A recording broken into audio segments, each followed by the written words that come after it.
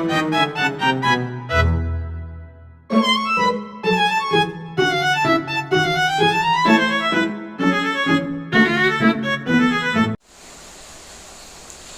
menjawab nomor satu, dalam sistem pasar, koperasi punya beberapa kelemahan dan juga kelebihan. Koperasi berdiri untuk membantu anggota, bukan hanya mencari keuntungan.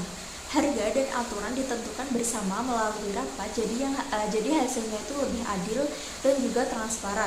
Koperasi juga membantu petani atau produsen agar bisa menjual barangnya tanpa tengkulak, sehingga harga jual lebih tinggi dan juga keuntungannya itu lebih jelas. Tapi koperasi juga mempunyai kelemahan seperti modal usaha yang kecil karena hanya mengandalkan simpanan anggota, manajemen juga masih sederhana, dan banyak juga anggota yang kurang aktif.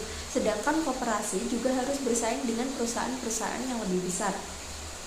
Nah, contoh dari hasil observasi saya kemarin pada koperasi Wira Agri Aneka Jaya atau Wanekaya, yaitu koperasi ini tuh mempunyai kekuatan karena sistem pasar lelangnya itu terbuka dan adil, mitra kerjanya banyak dan sudah mendapat izin resmi dari pemerintah.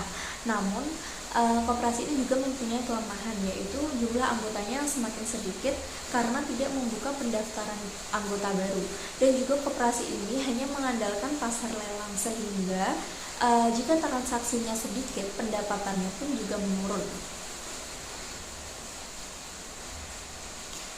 Nah, untuk soal nomor 2, supaya koperasi Wanekaya bisa berkembang, ada beberapa saran yang bisa dilakukan. Yang pertama, koperasi sebaiknya membuka anggota baru supaya ada penambahan modal dan generasi penerus.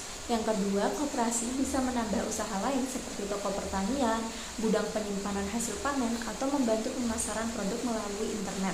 Yang ketiga, adakan pasar lelang dibuat secara online agar pembeli datang itu lebih banyak dari daerah lain. Selain itu, koperasi juga bisa bekerja sama dengan koperasi lain untuk memperluas pasar.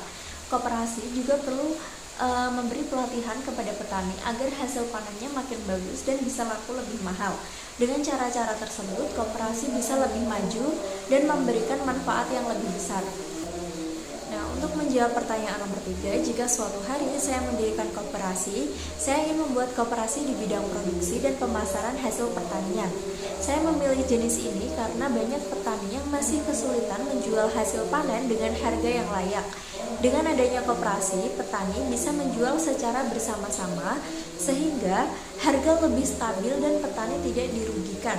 Koperasi juga bisa mengolah hasil panen mereka menjadi produk baru, misalnya beras kemasan atau kopi bubuk, supaya memiliki nilai jual yang lebih tinggi. Nah, untuk lokasi yang ingin saya dirikan koperasi adalah di daerah pertanian seperti Kabupaten Semarang, Temanggung, atau Boyolali karena banyak petani dan hasil pertanian di daerah tersebut. Nah, untuk pertanyaan yang terakhir, keaswajaan dalam koperasi bisa diterapkan melalui sikap yang jujur, adil, dan saling membantu. Koperasi harus dikelola dengan amanah, tidak menipu, dan juga tidak merugikan anggotanya. Keputusan koperasi sebaiknya diambil melalui musyawarah, sehingga semua anggota itu merasa dihargai. Koperasi juga harus menjaga keadilan, misalnya pembagian SHU yang sesuai aturan dan kinerja anggota tersebut. Selain itu, koperasi harus menjunjung sikap toleransi dan saling menghormati antar anggota. Nah, dengan menerapkan nilai-nilai tersebut, koperasi itu bisa menjadi tempat yang aman, adil, dan bermanfaat bagi semua anggota koperasinya.